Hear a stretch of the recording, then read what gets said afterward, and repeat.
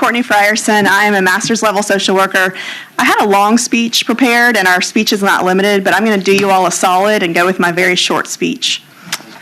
I know legislators have officially said this bill is not about transgender people, but the impact of this bill certainly harms trans people and targets them for doing what all us humans do: use the bathroom privately to perform a natural bodily function.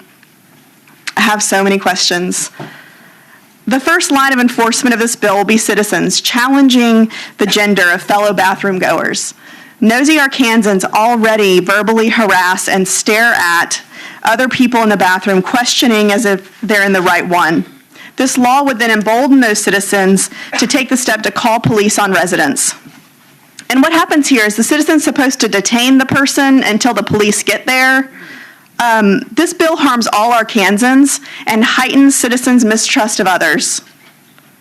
So in theory, police arrive to arrest the person using law enforcement resources doing nothing to do with protecting and serving. Who will train the police on how to check and verify sex? And must all citizens now carry their papers with them to prepare for this? This bill harms all Arkansans, and it is an abuse of police power.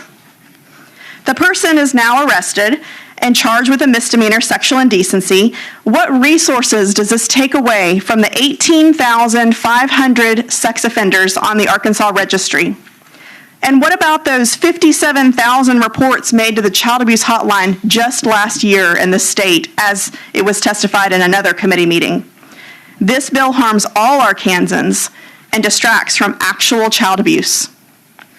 Months later, when the prosecutor pursues these charges, who is responsible for the burden of proof? And do you actually believe that the Karen who called the police for a bathroom violation is going to show up and testify in court? And with no evidence, how will the state prosecute?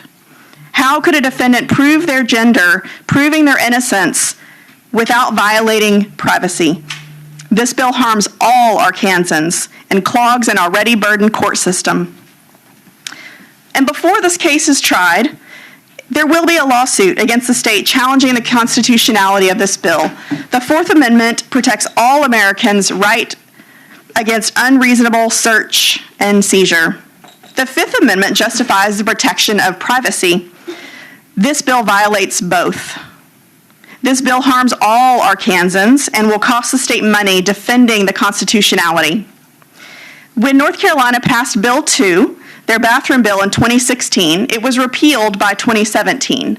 Forbes magazine estimates that state, for that single year of having that bill, lost $630 million in revenue when the NCAA, the NBA, Bruce Springsteen, other acts, PayPal pulled projects from the state.